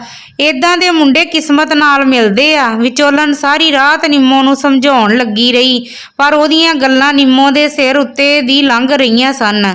ਅਗਲੇ ਦਿਨ ਨਿੰਮੋ ਆਪਣੇ ਸਹੁਰਿਆਂ ਦੇ ਨਾਲ ਮਿਲਣੀ ਲਈ ਪੇਕੇ ਆਈ। ਵਿਚੋਲਣ ਵੀ ਨਾਲ ਵਾਪਸ ਆ ਗਈ ਸੀ। ਵਿਚੋਲਣ ਨੇ ਜੈਲੇ ਤੇ ਚੰਨੋ ਨੂੰ ਕਿਹਾ ਕਿ ਮੈਂ ਤੇ ਕੁੜੀ ਨੂੰ ਸਮਝਾ ਕੇ ਥੱਕ ਗਈ, ਤੁਸੀਂ ਵੀ ਸਮਝਾ ਕੇ ਭੇਜਿਓ ਬਈ। ਮੈਂ ਤੇ ਕਹਿੰਦੀ ਆਪਣੇ ਘਰ ਟਿਕ ਜਾਵੇ ਤੇ ਸਾਡੀ ਵੀ ਇੱਜ਼ਤ ਬਣੀ ਰਹਿ ਜਾਵੇ। ਨਿੰਮੋ ਵਾਪਸ ਆਪਣੇ ਸਹੁਰੇ ਘਰ ਚਲੇ ਗਈ। ਰਾਤ ਨੂੰ ਨਿੰਮੋ ਨੂੰ ਰੋਟੀ ਫੜਾਉਣ ਉਹਦੀ ਨਣਦ ਆਈ। ਉਹ ਨਿੰਮੋ ਕੋਲ ਬੈਠੀ ਸੁਰਿੰਦਰ ਦੀਆਂ ਸਿਫਤਾਂ ਕਰੀ ਜਾਏ। ਨਿੰਮੋ ਆਪਣੇ ਧਿਆਨ ਰੋਟੀ ਖਾਈ ਜਾਏ। ਨਿੰਮੋ ਦੇ ਰੋਟੀ ਖਾਣ ਤੋਂ ਬਾਅਦ ਉਹ ਭਾਂਡੇ ਚੁੱਕ ਚਲੇ ਗਈ। ਨਿੰਮੋ ਆਖਦੀ, ਜਿਹੜਾ ਵੀ ਆਉਂਦਾ ਸੁਰਿੰਦਰ ਸੁਰਿੰਦਰ ਕਰੀ ਜਾਂਦਾ। ਇੱਥੇ ਆ ਕੇ ਮੈਂ ਦੱਸਦੀ ਆ ਇਹੋ ਸੁਰਿੰਦਰ ਨੂੰ। ਆਉਂਦਾ ਹੋਣਾ ਨਿਰਮਲ। ਨਿਰਮਲ ਨਿੰਮੋ ਦਾ ਪੂਰਾ ਨਾਮ ਕਰਦਾ। ਨਿੰਮੋ ਦੀ ਨਣਦ ਦੁੱਧ ਦਾ ਗਲਾਸ ਰੱਖ ਚਲੇ ਗਈ ਤੇ ਸੁਰਿੰਦਰ ਆ ਗਿਆ ਅੰਦਰ। ਉਹ ਦਰਵਾਜ਼ੇ ਨੂੰ ਕੁੰਡੀ ਲਗਾਉਣ ਲੱਗਾ ਤੇ ਨਿੰਮੋ ਆਖਦੀ, ਇਹਦੀ ਕੋਈ ਲੋੜ ਨਹੀਂ। ਸੁਰਿੰਦਰ, ਕੀ ਗੱਲ ਹੋ ਗਈ ਨਿਰਮਲ? ਨਿੰਮੋ, ਮੈਨੂੰ ਨਿੰਮੋ ਆਖੋ, ਨਿਰਮਲ ਨਹੀਂ। ਸੁਰਿੰਦਰ, ਠੀਕ ਆ ਜੀ, ਹੁਕਮ ਕਰੋ ਨਿੰਮੋ ਜੀ। ਉਹ ਨਿੰਮੋ ਦੇ ਕੋਲ ਆ ਕੇ ਪਲੰਘ ਕੋਲ ਬੈਠ ਗਿਆ ਤੇ ਪੁੱਛਣ ਲੱਗਾ, ਮੈਨੂੰ ਲੱਗਦਾ ਤੁਸੀਂ ਮੈਨੂੰ ਜਾਣ ਬੁੱਝ ਕੇ ਨਜ਼ਰ ਅੰਦਾਜ਼ ਕਰ ਰਹੇ ਹੋ। ਚਲੋ ਕੋਈ ਗੱਲ ਨਹੀਂ, ਹੁਣ ਤੇ ਅਸੀਂ ਇਕੱਠੇ ਹੀ ਰਹਿਣਾ। ਮੈਂ ਆਪਣੇ ਵੱਲੋਂ ਤੁਹਾਨੂੰ ਹਮੇਸ਼ਾ ਖੁਸ਼ ਰੱਖਣ ਦੀ ਕੋਸ਼ਿਸ਼ ਕਰਾਂਗਾ। ਇੰਨਾ ਆਖ ਸੁਰਿੰਦਰ ਨੇ ਨਿੰਮੋ ਦਾ ਹੱਥ ਫੜ ਲਿਆ। ਨਿੰਮੋ ਇੱਕਦਮ ਉੱਠ ਕੇ ਖੜੀ ਹੋ ਗਈ ਤੇ ਆਖਦੀ, ਕਿ ਖਬਰਦਾਰ ਜੇਕਰ ਮੇਰੇ ਕੋਲ ਆਉਣ ਦੀ ਕੋਸ਼ਿਸ਼ ਵੀ ਕੀਤੀ ਤੇ। ਸੁਰਿੰਦਰ, ਕੀ ਗੱਲ ਹੋ ਗਈ ਨਿੰਮੋ? ਮੇਰੇ ਕੋਲੋਂ ਕੋਈ ਗਲਤੀ ਹੋ ਗਈ? ਨਿੰਮੋ, ਮੈਂ ਵਾਧੂ ਗੱਲਾਂ ਨਹੀਂ ਕਰਦੀ, ਸਿਰਫ ਇੰਨਾ ਹੀ ਕਹਿਣਾ, ਮੈਨੂੰ ਤੂੰ ਪਸੰਦ ਨਹੀਂ। ਤੇਰਾ ਮੇਰਾ ਕੋਈ ਮੇਲ ਨਹੀਂ ਬਣਦਾ। ਸੁਰਿੰਦਰ, ਪਰ ਇਹੋ ਗੱਲ ਜਦੋਂ ਰਿਸ਼ਤਾ ਹੋਇਆ ਉਦੋਂ ਵੀ ਕਹਿ ਸਕਦੇ ਸੀ। ਨਿੰਮੋ, ਮੇਰੇ ਕੋਲ ਮੇਰੇ ਭਰਾ ਨੇ ਜ਼ਬਰਦਸਤੀ ਹਾਂ ਕਰਵਾਈ ਸੀ ਉਸ ਦਿਨ। ਮੈਂ ਤੇ ਸਿਰਫ ਬਾਹਰਲੇ ਮੁਲਕ ਵਿੱਚ ਪੱਕੇ ਮੁੰਡੇ ਨਾਲ ਵਿਆਹ ਕਰਨਾ ਚਾਹੁੰਦੀ ਸੀ।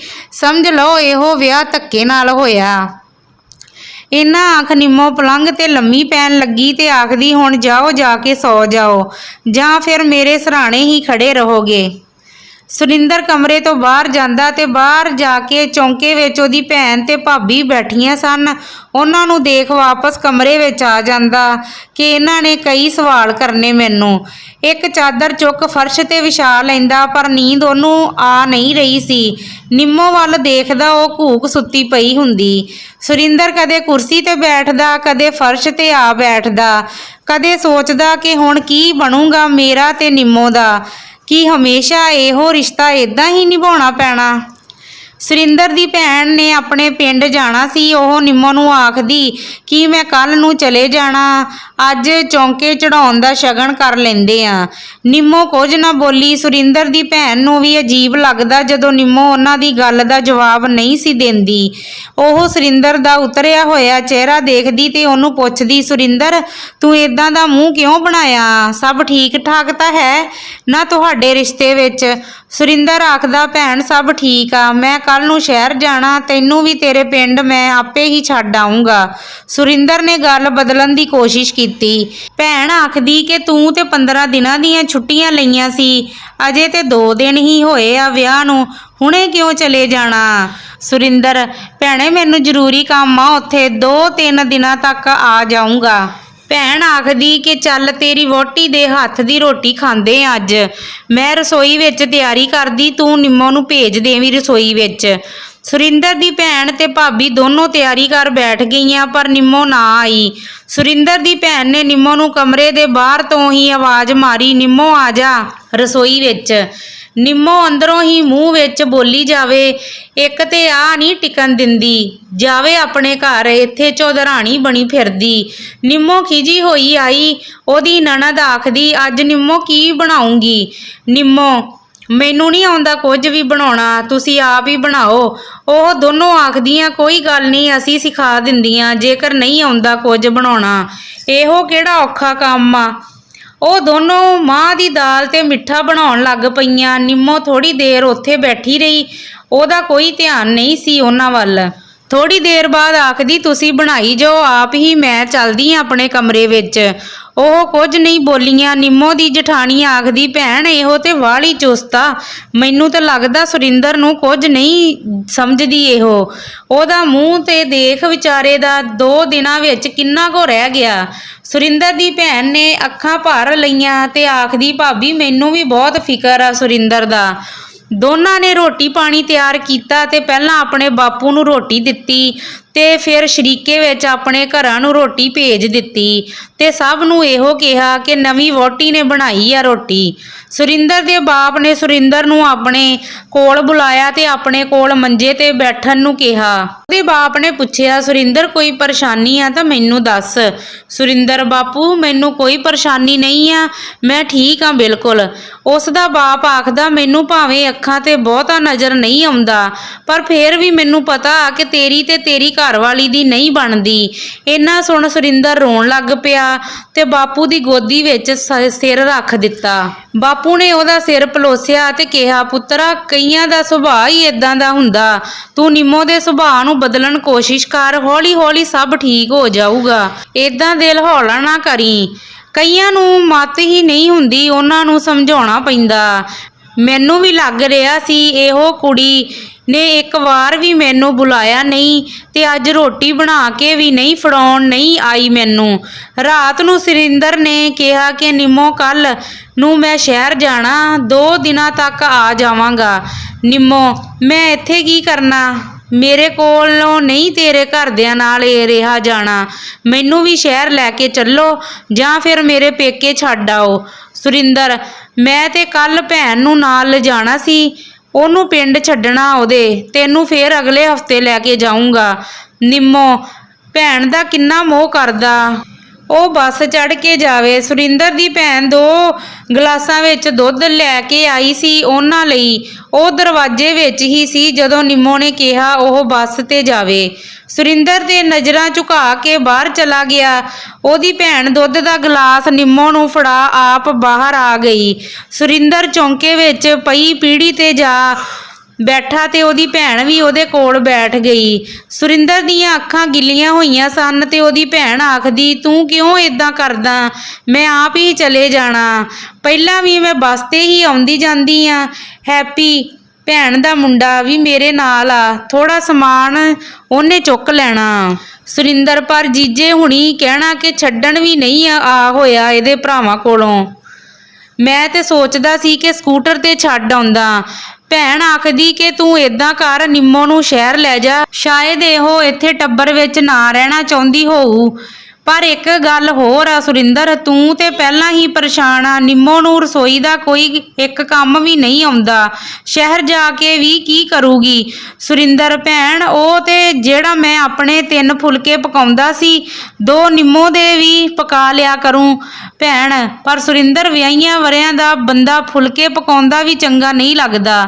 ਮੈਂ ਉਹ ਜੁੱਤੀਆਂ ਵੇਚਣ ਵਾਲੇ ਨੂੰ ਪਤਾ ਨਹੀਂ ਕਿਹੜੇ ਭੈੜੇ ਵੇਲੇ ਤੇਰੀ ਫੋਟੋ ਫੜਾ ਬੈਠੀ ਰਿਸ਼ਤੇ ਲਈ।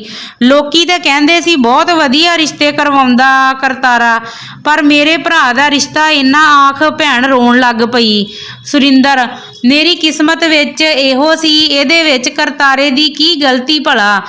ਚੱਲ ਭੈਣ, ਅਸੀਂ ਆਪਣੇ ਵੱਲੋਂ ਪੂਰੀ ਕੋਸ਼ਿਸ਼ ਕਰਦੇ ਹਾਂ ਨਿੰਮੋ ਨੂੰ ਬਦਲਣ ਦੀ, ਆਖਿਰ ਹੈ ਤੇ ਇਨਸਾਨ ਹੀ, ਕੋਈ ਅਸਰ ਤੇ ਹੋਵੇਗਾ ਸਾਡੇ ਸਮਝਾਉਣ ਦਾ ਉਹਦੇ ਤੇ। ਸੁਰਿੰਦਰ ਕਮਰੇ ਵਿੱਚ ਗਿਆ। ਨਿੰਮੋ ਸੌ ਚੁੱਕੀ ਸੀ। ਅਗਲੇ ਦਿਨ ਸੁਰਿੰਦਰ ਆਪਣੀ ਭੈਣ ਤੇ ਭਾਂਜੇ ਨੂੰ ਬੱਸ ਤੇ ਚੜਾ ਆਇਆ ਤੇ ਆਪ ਨਿੰਮੋ ਨੂੰ ਲੈ ਕੇ ਸ਼ਹਿਰ ਚਲਾ ਗਿਆ। ਅਮਰੀਕ ਜਦੋਂ ਇੰਗਲੈਂਡ ਪਹੁੰਚਾ ਤੇ ਉਹਦੇ ਮਾਂ-ਬਾਪ ਬਹੁਤ ਖੁਸ਼ ਹੋਏ। ਉਹ ਆਪਣੇ ਡੈਡੀ ਨੂੰ ਦੇਖ ਪੁੱਛਦਾ, ਡੈਡੀ ਤੁਹਾਡੀ ਸਿਹਤ ਨੂੰ ਕੀ ਹੋ ਗਿਆ, ਇੰਨੇ ਕਮਜ਼ੋਰ ਕਿਵੇਂ ਹੋ ਗਏ?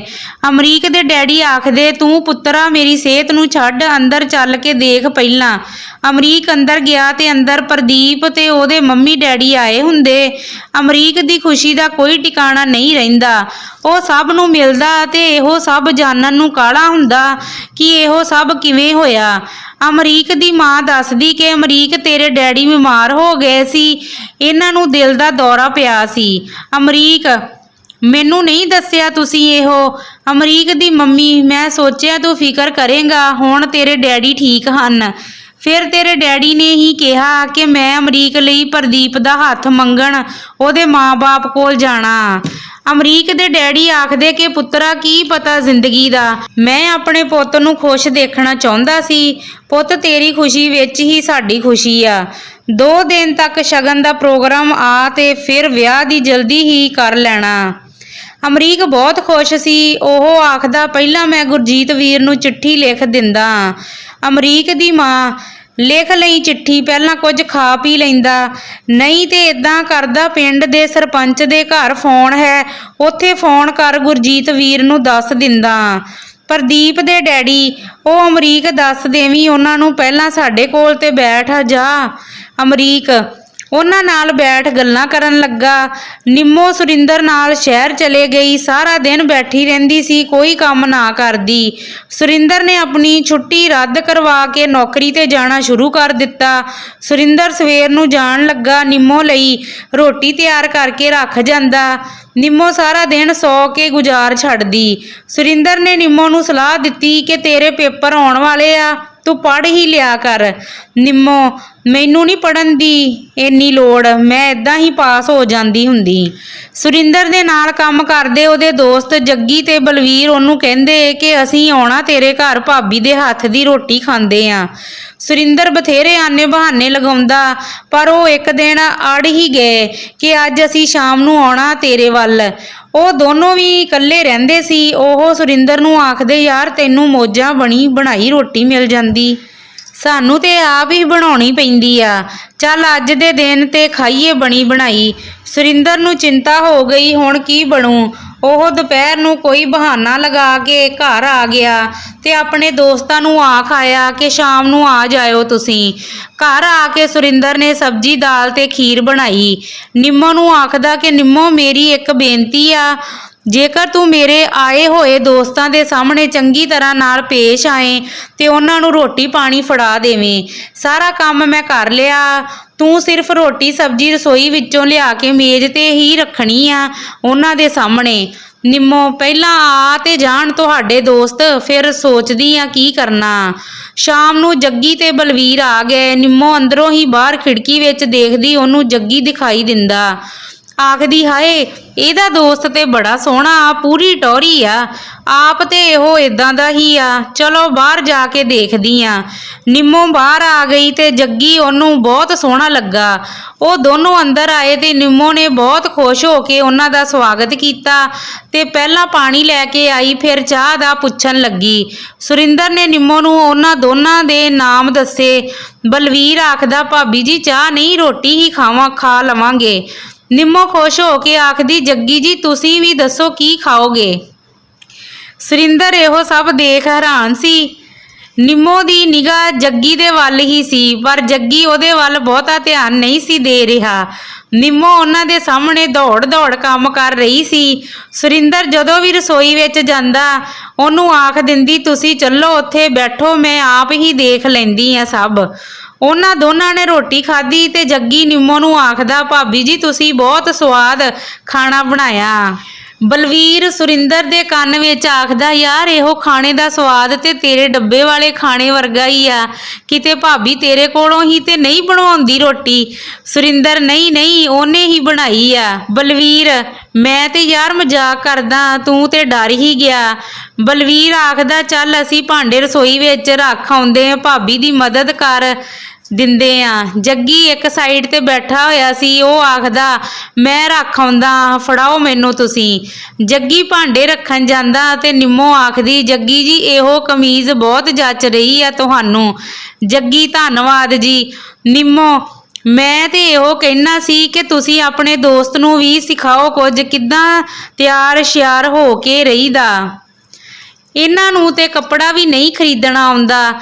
ਜੱਗੀ, ਨਾ ਭਾਬੀ ਜੀ, ਸਾਡੇ ਯਾਰ ਦੀ ਪੂਰੀ ਟੌਰ ਆ, ਸੁਰਿੰਦਰ ਵਰਗਾ ਕੋਈ ਨਹੀਂ ਆ, ਤੁਸੀਂ ਆਪ ਖਰੀਦ ਦਿਆ ਕਰੋ ਕੱਪੜੇ ਜਿੱਦਾਂ ਦੇ ਪਵਾਉਣਾ ਚਾਹੁੰਦੇ ਆ। ਬਾਹਰ ਬਲਵੀਰ ਸੁਰਿੰਦਰ ਨਾਲ ਗੱਲਾਂ ਕਰ ਰਿਹਾ ਸੀ, ਪਰ ਸੁਰਿੰਦਰ ਦਾ ਧਿਆਨ ਰਸੋਈ ਵੱਲ ਹੀ ਸੀ ਕਿ ਨਿੰਮੋ ਪਤਾ ਨਹੀਂ ਕੀ ਕਹਿ ਰਹੀ ਆ ਜੱਗੀ ਨੂੰ। ਨਿੰਮੋ, ਜੱਗੀ ਜੀ ਕੀ ਤੁਸੀਂ ਨਿੰਮੋ ਨੂੰ ਆਪਣਾ ਦੋਸਤ ਬਣਾਓਗੇ। ਜੱਗੀ, ਪਰ ਤੁਸੀਂ ਤੇ ਭਾਬੀ ਜੀ ਆ। ਇੰਨੇ ਨੂੰ ਸੁਰਿੰਦਰ ਉੱਠ ਅੰਦਰ ਆ ਗਿਆ ਰਸੋਈ ਵਿੱਚ। ਜੱਗੀ ਆਖਦਾ, ਅਸੀਂ ਹੁਣ ਚੱਲਦੇ ਆ ਸੁਰਿੰਦਰ। ਉਹ ਦੋਨੋਂ ਚਲੇ ਗਏ ਤੇ ਜੱਗੀ ਬਲਵੀਰ ਨੂੰ ਪੁੱਛਦਾ, ਤੈਨੂੰ ਨਿੰਮੋ ਭਾਬੀ ਦਾ ਸੁਭਾਅ ਕਿਵੇਂ ਲੱਗਾ। ਬਲਵੀਰ, ਠੀਕ ਹੀ ਸੀ, ਪਰ ਜੱਗੀ ਉਹ ਤੇਰੇ ਵੱਲ ਹੀ ਦੇਖ ਹੀ ਜਾਂਦੀ ਸੀ, ਮੈਂ ਕਿੰਨੀ ਵਾਰ ਦੇਖਿਆ। ਮੈਨੂੰ ਤੇ ਯਾਰ ਸੱਚੀ ਲੱਗਦਾ ਕਿ ਉਹ ਰੋਟੀ ਵੀ ਸੁਰਿੰਦਰ ਨੇ ਹੀ ਬਣਾਈ ਸੀ। ਜੱਗੀ, ਮੈਨੂੰ ਤੇ ਯਾਰ ਇਹੋ ਨਿੰਮੋ ਭਾਬੀ ਬਹੁਤ ਤੇਜ਼ ਹੀ ਜਿਹੀ ਲੱਗੀ। ਸੁਰਿੰਦਰ ਵੀ ਤੇ ਜਦੋਂ ਦਾ ਵਿਆਹਿਆ ਪਰੇਸ਼ਾਨ ਜਿਹਾ ਰਹਿੰਦਾ। ਮੈਨੂੰ ਆਖਦੀ ਸੁਰਿੰਦਰ ਨੂੰ ਕੱਪੜੇ ਪਾਉਣ ਦਾ ਚੱਜ ਨਹੀਂ, ਉਹਨੂੰ ਕੁਝ ਸਿਖਾਓ। ਯਾਰ ਮੈਂ ਨਹੀਂ ਜਾਂਦਾ ਹੁਣ ਸੁਰਿੰਦਰ ਦੇ ਘਰ ਦੁਬਾਰਾ। ਨਿੰਮੋ ਦਾ ਭਰਾ ਜੈਲਾ ਨਿੰਮੋ ਦੇ ਸਹੁਰਿਆਂ ਤੇ ਗਿਆ ਤੇ ਪਤਾ ਲੱਗਾ ਕਿ ਨਿੰਮੋ ਸੁਰਿੰਦਰ ਨਾਲ ਸ਼ਹਿਰ ਚਲੇ ਗਈ ਆ। ਨਿੰਮੋ ਦੀ ਜਠਾਣੀ ਨੇ ਜੈਲੇ ਨੂੰ ਦੱਸਿਆ ਕਿ ਉਹ ਤੇ ਵਿਆਹ ਤੋਂ 2 ਦਿਨਾਂ ਬਾਅਦ ਹੀ ਚਲੇ ਗਏ ਸੀ। ਸੁਰਿੰਦਰ ਨੇ ਤੇ 15 ਦਿਨਾਂ ਦੀਆਂ ਛੁੱਟੀਆਂ ਲਈਆਂ ਸੀ ਕਿ ਇੱਥੇ ਰਹੂ ਸਾਡੇ ਕੋਲ, ਪਰ ਨਿੰਮੋ ਦੇ ਸੁਭਾਅ ਦਾ ਤੇ ਪਤਾ ਹੀ ਆ ਤੁਹਾਨੂੰ ਵੀਰ ਜੀ। ਇਹਨਾਂ ਆਖ ਉਹ ਚੁੱਪ ਕਰ ਗਈ। ਜੈਲਾ ਸਮਝ ਗਿਆ ਕਿ ਨਿੰਮੋ ਨੇ ਆਪਣੇ ਰੰਗ ਢੰਗ ਇਹਨਾਂ ਨੂੰ ਦਿਖਾ ਦਿੱਤੇ ਆ ਲੱਗਦਾ। ਜੈਲਾ ਨਿੰਮੋ ਦੇ ਸਹੁਰੇ ਘਰੋਂ ਚਾਹ ਪੀ ਕੇ ਸ਼ਹਿਰ ਨੂੰ ਤੁਰ ਪਿਆ। ਨਿੰਮੋ ਦੇ ਘਰ ਦੇ ਸਾਹਮਣੇ ਜਿਹੜਾ ਘਰ ਸੀ, ਨਿੰਮੋ ਦੇਖਦੀ ਕਿ ਘਰ ਵਿੱਚੋਂ ਇੱਕ ਸੋਹਣੀ ਜਿਹੀ ਔਰਤ ਸਕੂਟਰ ਤੇ ਆਉਂਦੀ ਜਾਂਦੀ ਰਹਿੰਦੀ ਆ। ਨਿੰਮੋ ਨੇ ਉਹ ਔਰਤ ਨੂੰ ਮਿਲਣਾ ਚਾਹਿਆ। ਉਹ ਔਰਤ ਸਕੂਟਰ ਤੇ ਸੱਜ ਧੱਜ ਕੇ ਕਿਤਿਓਂ ਆਈ ਸੀ। ਨਿੰਮੋ ਨੇ ਉਹਨੂੰ ਬੁਲਾਇਆ ਤੇ ਉਹਨੇ ਆਪਣਾ ਨਾਮ ਨੀਲਮ ਦੱਸਿਆ। ਨੀਲਮ ਨੇ ਵੀ ਨਿੰਮੋ ਨੂੰ ਉਹਦਾ ਨਾਮ ਪੁੱਛਿਆ। ਨੀਲਮ ਨੇ ਕਿਹਾ ਮੇਰਾ ਘਰ ਵਾਲਾ ਨੌਕਰੀ ਕਰਦਾ, ਸ਼ਾਮ ਨੂੰ ਘਰ ਆਉਂਦਾ, ਮੈਂ ਤੇ ਸਕੂਟਰ ਲੈ ਲਿਆ ਸੀ ਆਪਣੇ ਘਰ ਵਾਲੇ ਨੂੰ ਆਖ ਕੇ। ਹੁਣ ਤੇ ਮੌਜਾਂ ਕਰਦੀ ਆ, ਜਦੋਂ ਦਿਲ ਕਰਦਾ ਬਾਜ਼ਾਰ ਚਲੇ ਜਾਂਦੀ ਆ ਤੇ ਆਪਣੇ ਦੋਸਤ ਨਾਲ ਘੁੰਮਣ ਵੀ। ਨਿੰਮੋ ਕਾਸ਼ ਮੈਨੂੰ ਵੀ ਸਕੂਟਰ ਚਲਾਉਣਾ ਆਉਂਦਾ ਹੁੰਦਾ ਤੇ ਮੈਂ ਵੀ ਘੁੰਮਣ ਚਲੇ ਜਾਂਦੀ। ਘਰੇ ਬੈਠ ਤੇ ਮੈਂ ਥੱਕ ਜਾਂਦੀ ਆ। ਮੇਰੇ ਘਰ ਵਾਲਾ ਵੀ ਨੌਕਰੀ ਕਰਦਾ, ਕਦੇ ਕਿਤੇ ਘੁਮਾਉਣ ਵੀ ਨਹੀਂ ਲੈ ਕੇ ਜਾਂਦਾ। ਨੀਲਮ ਇਹਦੇ ਵਿੱਚ ਕੀ ਔਖਾ, ਮੈਂ ਸਿਖਾ ਦਿੰਦੀ ਆ ਤੈਨੂੰ ਸਕੂਟਰ ਚਲਾਉਣਾ। ਜਿੰਨੀ ਦੇਰ ਤੇਰੇ ਕੋਲ ਸਕੂਟਰ ਨਹੀਂ ਤੂੰ ਮੇਰੇ ਨਾਲ ਹੀ ਚੱਲ ਪਿਆ ਕਰ। ਨੀਲਮ ਆਖਦੀ ਚੱਲ ਹੁਣ ਤੋਂ ਹੀ ਤੈਨੂੰ ਸਕੂਟਰ ਸਿਖਾਉਣਾ ਸ਼ੁਰੂ ਕਰਦੀ ਆ। ਨੀਲਮ ਨਿੰਮੋ ਨੂੰ ਸਕੂਟਰ ਚਲਾਉਣਾ ਸਿਖਾਉਣ ਲੱਗ ਪਈ। ਨਿੰਮੋ ਵੈਸੇ ਇੰਨਾ ਸੌਖਾ ਵੀ ਨਹੀਂ ਸਕੂਟਰ ਚਲਾਉਣਾ। ਇੰਨੇ ਨੂੰ ਜੈਲਾ ਆ ਪਹੁੰਚਿਆ। ਜੈਲੇ ਨੂੰ ਦੇਖ ਨਿੰਮੋ ਨੀਲਮ ਨੂੰ ਆਖਦੀ ਮੇਰਾ ਭਰਾ ਆਇਆ, ਮੈਂ ਚੱਲਦੀ ਆ ਹੁਣ। ਨੀਲਮ ਚੱਲ, ਕੱਲ ਨੂੰ ਆ ਜਾਵੀਂ, ਤੈਨੂੰ ਕਿਤੇ ਗੇੜਾ ਲਗਵਾ ਕੇ ਲਿਆਉਂਦੀ ਆ। ਨਿੰਮੋ ਸੱਚੀ ਮੈਂ ਆ ਜਾਊਂਗੀ। ਨਿੰਮੋ ਜੈਲੇ ਨਾਲ ਅੰਦਰ ਜਾਂਦੀ ਤੇ ਜੈਲਾ ਪੁੱਛਦਾ ਇਹੋ ਔਰਤ ਕੌਣ ਸੀ। ਨਿੰਮੋ ਜੈਲੇ ਵੀਰ ਇਹੋ ਤੇਰਾ ਘਰ ਨਹੀਂ ਜਿਹੜਾ ਤੂੰ ਮੇਰੇ ਤੋਂ ਰੋਹਬ ਪਾਵੇਂ, ਹੁਣ ਮੇਰਾ ਵਿਆਹ ਹੋ ਗਿਆ ਹੈ। ਜੈਲਾ ਜ਼ਬਾਨ ਤੇਰੀ ਅਜੇ ਵੀ ਬਹੁਤ ਚੱਲਦੀ, ਮੈਂ ਤਾਂ ਤੇਰੀ ਸ਼ਕਲ ਦੇਖ ਕੇ ਨਹੀਂ ਰਾਜੀ। ਇਹੋ ਤੇ ਮੈਂ ਸੁਰਿੰਦਰ ਨੂੰ ਮਿਲਣ ਆਇਆ ਸੀ। ਨਿੰਮੋ ਤੈਨੂੰ ਇਹੋ ਨਹੀਂ ਪਤਾ ਕਿ ਉਹ ਘਰ ਸ਼ਾਮ ਨੂੰ ਆਉਂਦਾ, ਉਹਦੇ ਦਫ਼ਤਰ ਜਾ ਕੇ ਮਿਲ ਲਵੋ ਜੇਕਰ ਉਹਨੂੰ ਮਿਲਣ ਨੂੰ ਜ਼ਿਆਦਾ ਦਿਲ ਕਾਹਲਾ ਪੈਂਦਾ। ਜੈਲਾ ਵੈਸੇ ਤੇ ਤੈਨੂੰ ਸਮਝਾਉਣ ਦਾ ਕੋਈ ਫਾਇਦਾ ਨਹੀਂ, ਪਰ ਮੈਂ ਇਹੋ ਕਹਿਣਾ ਸੀ ਕਿ ਸੁਰਿੰਦਰ ਤੋਂ ਚੰਗਾ ਮੁੰਡਾ ਮੈਨੂੰ ਹੋਰ ਨਹੀਂ ਸੀ ਮਿਲਣਾ। ਜੇਕਰ ਤੂੰ ਹੁਣ ਨਾ ਸੁਧਰੀ ਤੇ ਸਾਰੀ ਉਮਰ ਪਛਤਾਉਣਾ। ਇੰਨਾ ਆਖ ਜੈਲਾ ਸੁਰਿੰਦਰ ਨੂੰ ਮਿਲਣ ਚਲੇ ਗਿਆ। ਅਗਲੇ ਦਿਨ ਜਦੋਂ ਸੁਰਿੰਦਰ ਕੰਮ ਤੇ ਚਲਾ ਗਿਆ ਤੇ ਨਿੰਮੋ ਨੇ ਬਾਹਰ ਗਲੀ ਵਿੱਚ ਨਿਗਾਹ ਰੱਖੀ। ਜਦੋਂ ਨੀਲਮ ਸਕੂਟਰ ਤੇ ਬਾਹਰ ਨੂੰ ਨਿਕਲੀ ਤੇ ਨਿੰਮੋ ਉਹਦੇ ਕੋਲ ਚਲੇ ਗਈ। ਨੀਲਮ ਹੋਰ ਕਿੱਦਾਂ ਨਿੰਮੋ, ਅੱਜ ਸਕੂਟਰ ਸਿੱਖਣਾ ਜਾਂ ਪਹਿਲਾਂ ਗੇੜੀ ਲਾਉਣ ਚੱਲੀਏ ਬਾਜ਼ਾਰ ਦੀ? ਨਿੰਮੋ ਘੁੰਮਣ ਚੱਲਦੇ ਆ, ਮੈਂ ਆਪਣਾ ਪਰਸ ਚੁੱਕ ਲਿਆਵਾਂ, ਪਹਿਲਾਂ ਨਾਲ ਘਰ ਦਾ ਦਰਵਾਜ਼ਾ ਬੰਦ ਕਰ ਆਉਂਦੀ। ਦੋਨੋਂ ਸਕੂਟਰ ਤੇ ਘੁੰਮਣ ਚਲੇ ਗਈਆਂ। ਨੀਲਮ ਨਿੰਮੋ ਨੂੰ ਬਿਊਟੀ ਪਾਰਲਰ ਲੈ ਗਈ ਤੇ ਨਿੰਮੋ ਨੂੰ ਕਹਿੰਦੀ ਨਿੰਮੋ ਮੈਂ ਤੇ ਵਾਲਾਂ ਦੀ ਕਟਿੰਗ ਕਰਾਉਣੀ ਆ, ਤੂੰ ਹੀ ਦੇਖ ਲੈ ਕੁਝ। ਨਿੰਮੋ ਮੈਂ ਤੇ ਚਾਹੁੰਦੀ ਕਿ ਮੇਰਾ ਚਿਹਰਾ ਇੱਕਦਮ ਚਮਕ ਉੱਠੇ, ਮੇਰੇ ਚਿਹਰੇ ਤੇ ਇਦਾਂ ਦੀ ਕਰੀਮ ਲਗਾਓ। ਨੀਲਮ ਨਿੰਮੋ ਤੂੰ ਕਦੇ ਪਹਿਲਾਂ ਨਹੀਂ ਗਈ ਬਿਊਟੀ ਪਾਰਲਰ? ਨਿੰਮੋ ਮੇਰਾ ਭਰਾ ਕਿੱਥੇ ਨਿਕਲਣ ਦਿੰਦਾ ਸੀ ਘਰੋਂ ਬਾਹਰ। ਨੀਲਮ ਨੇ ਉੱਥੇ ਇੱਕ ਕੁੜੀ ਨੂੰ ਕਿਹਾ ਇਹਦੇ ਫੇਸ ਤੇ ਬਲੀਚ ਕਰ ਦਿਓ। ਨੀਲਮ ਨਿੰਮੋ ਦੇਖੀ ਅੱਜ ਨਹੀਂ ਸੁਰਿੰਦਰ ਤੇਰੇ ਤੋਂ ਨਿਗਾਹ ਚੁੱਕਦਾ। ਨਿੰਮੋ ਉਹਨੂੰ ਕੀ ਕਰਨਾ, ਮੈਨੂੰ ਤੇ ਬਿਲਕੁਲ ਵੀ ਪਸੰਦ ਨਹੀਂ ਉਹ, ਮੈਂ ਨਹੀਂ ਉਹਨੂੰ ਕਦੇ ਵੀ ਆਪਣੇ ਨੇੜੇ ਆਉਣ ਦਿੱਤਾ। ਨੀਲਮ ਇਹ ਕੀ ਕਹਿ ਰਹੀ ਆ ਨਿੰਮੋ, ਮੈਨੂੰ ਵੀ ਕਿਹੜਾ ਆਪਣਾ ਘਰ ਵਾਲਾ ਪਸੰਦ ਆ, ਪਰ ਫਿਰ ਵੀ ਮੈਂ ਉਹਨੂੰ ਖੁਸ਼ ਰੱਖਦੀ ਆ। ਉਹ ਆਪਣੀ ਸਾਰੀ ਤਨਖਾਹ ਮੇਰੇ ਹੱਥ ਉੱਤੇ ਰੱਖਦਾ ਲਿਆ ਕੇ। ਦੇਖ ਮੈਂ ਕਿੱਦਾਂ ਠਾਠ ਬਾਠ ਨਾਲ ਰਹਿੰਦੀ ਆ, ਨਵੇਂ ਕੱਪੜੇ ਤੇ ਘੁੰਮਣਾ ਫਿਰਨਾ ਸਭ ਉਹਦੇ ਕਰਕੇ ਹੀ ਆ।